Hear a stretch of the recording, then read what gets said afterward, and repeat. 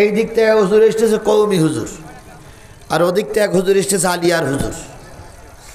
তো কওমি হুজুর মনে করতেছে যে আমি বড় আলেম, আলিয়ার হুজুর আমার সালাম দেবে।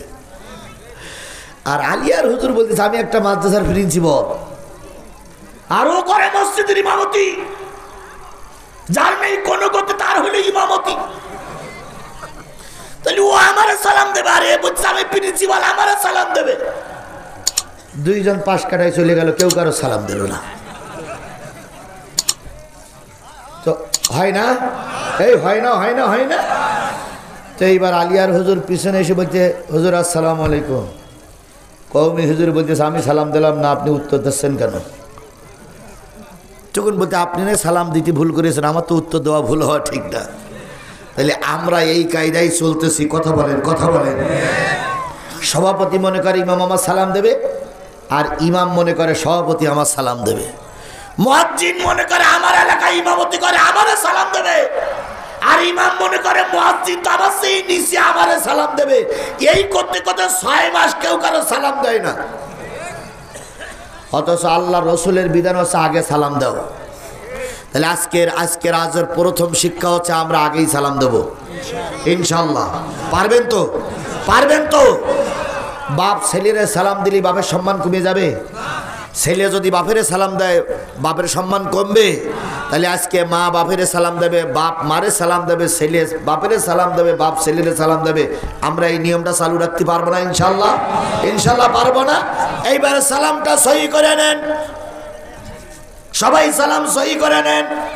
আমার সঙ্গে বলেন আসসালামু, সবাই মিলে বলেন আসসালামু আলাইকুম ওয়া রাহমাতুল্লাহি ওয়া বারাকাতুহু। এবার উত্তরে কি বলবেন? ওয়া আলাইকুমুস সালাম।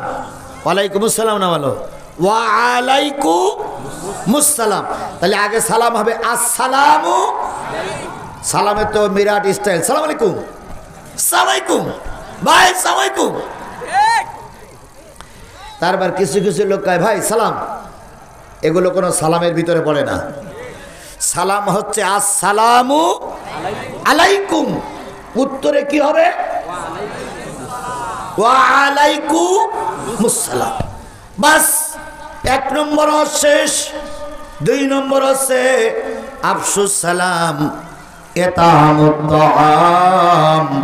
2 নম্বর বক্তব্য হচ্ছে মিসকিনের খেতে দাও, গরিবের খাওয়াতে হবে, গরিবের হক আদায় করতে হবে। এটা ছিল রসুলের 2 নম্বর। এবার আপনারা আমরা বলুন তো, আমরা গরিবের মাল খাওয়ার পক্ষে না গরিবের মাল দেওয়ার পক্ষে? খাওয়ার পক্ষে না দেওয়ার পক্ষে?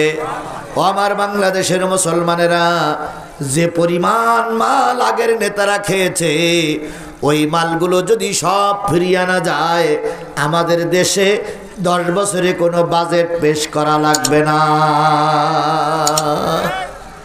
এত খাওয়া খেয়েছে, এমনকি ইসলামী ব্যাংক তারও খেয়ে ফেলেছিল ওরা।